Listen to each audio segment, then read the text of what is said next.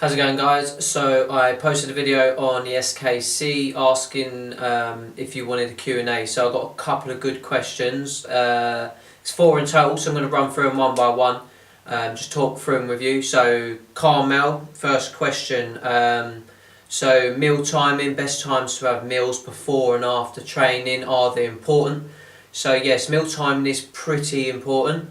So the most important one is obviously going to be your breakfast. So basically when you're asleep, you're not eating for many hours, and when you wake up in the morning you are in a catabolic state. So what this means is that your body and your muscles are craving certain foods, so mostly protein. When you're training hard, you're breaking the muscle down, you're then using the protein up, and when you're sleeping you're not getting that protein intake, so then your body becomes in a catabolic state. So if you're the type of person that wakes up, skips breakfast, doesn't eat until lunchtime, your body's then in a prolonged catabolic state for a longer time, which can essentially then eat your muscle. So you can lose muscle doing that, so be quite careful. Best things to have, obviously, stuff like protein shakes, Greek yogurt, stuff like that, scrambled egg on toast, real simple easy things that you can have. Obviously as well, if you're not eating breakfast and you're skipping that meal, you tend to maybe binge in the day or feel more hungry. So if you're eating a big breakfast in the morning, you're more likely then not to binge in the day. Other meals, so you said about before and after training, these are quite important as well. So before training really depends on you. So if you prefer to have a big meal, have a big meal. Maybe not so much sort of 30 minutes before. So I tend to just have something like a banana and a protein shake. Or sometimes I'll have a meal at like 3:30 and then train at 5:30. So there's a bit of a gap there, but then I'm not feeling full when I'm trying to train and run around and stuff. So there's that. Also after training, so you have a choice really. You can have, for example, I just have a protein shake, then go home and cook up dinner, so I don't really rush it. Or if you're the type of person that would rather wait until they get home, then cook a meal hour and a half later, that's perfectly fine. I know a lot of people talk about the anabolic window, you've only got 30 minutes or you lose all your gains. This isn't true, don't worry about it. So just have it when you feel that you need it. And if you want to be really sort of tedious and in there, you can have a casein shake or something like that before bed. That's slow release protein, so that will also slow down that catabolic state over the night, so less chance of that happening. So Lewis, how to keep healthy eating interesting? I have porridge for breakfast, tuna, rice, pasta for dinners become quite tedious.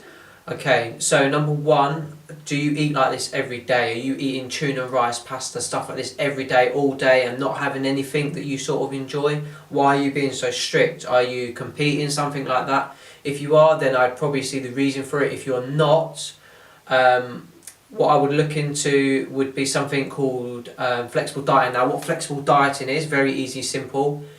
It's 80-20. So 80% of your dietary intake or your caloric intake would be single ingredient foods, so tuna, rice, pasta, all the boring stuff as you say, and then you'd have 20% spare left of your caloric intake, which you could have whatever you want.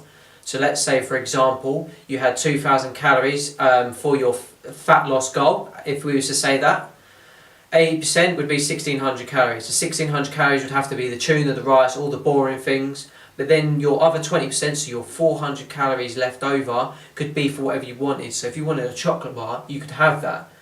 Having a chocolate bar, as long as you're still within that caloric deficit, which means your calorie needs are for you to lose weight, it's not going to make a difference in your body composition. So although if you was to eat chocolate bars every day, it wouldn't be classed as healthy, but if you were still in a caloric deficit, you would still lose weight. Obviously in terms of health, that wouldn't be good. So that's why we say 80-20, 80% good foods, 20% whatever the hell you want. Helps you stay on track 7 days a week usually. Or what you can do, what I like to do sometimes, is you can eat your tuna and rice, all your boring stuff all week, 7 days a week, but have one day of the week where you just sort of have a meal, cheat meal, whatever you want, burgers, chips, McDonald's, whatever it is you enjoy, you can have that once a week. It's not really going to make a difference on your fat loss goals, bearing in mind that you're still in that caloric deficit, so in the amount of calories that you need to lose weight. Another thing that I tend to use, Pepsi Max sugar-free jelly. These are little things that you can use without having to change your diet at all, which if you're craving something badly, you can have that and it sort of takes the edge off. So they're good things you can use. So Louis asked, how do you hit protein on a plant-based diet? So basically a vegan diet. So it's quite hard, I know, for vegans to hit the protein intake, because I know you guys don't eat meat or dairy products, stuff like that.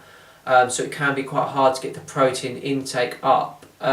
So what I would suggest to you, I'm not a vegan, I don't know massive amounts about it, but what I would suggest you try and do, if you haven't already, download MyFitnessPal.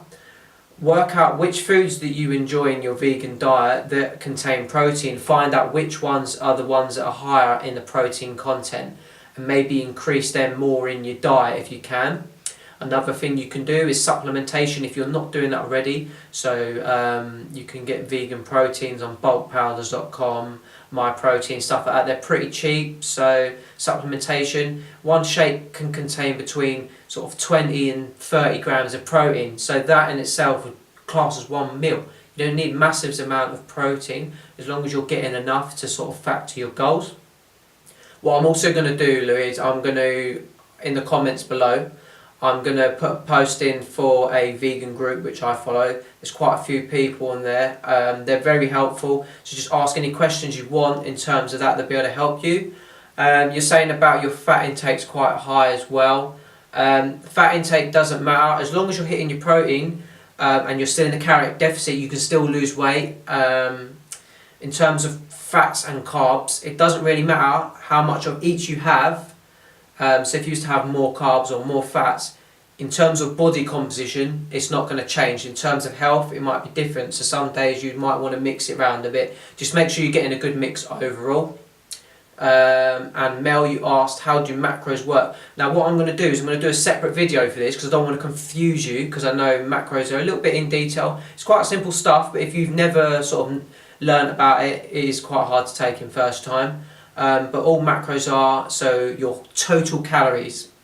All the macros are as your protein, your fats and your carbs. They are your three macronutrients, and you have a certain amount of each that you have to follow. So rather than trying to reach an amount of calories, let's say your protein, fats and carbs, let's say you had 150 grams of protein, you would try and hit that protein number. So rather than just reaching the calorie total, you'd look to reach your protein total, your fat total and your carb total. So it's a little bit more in detail.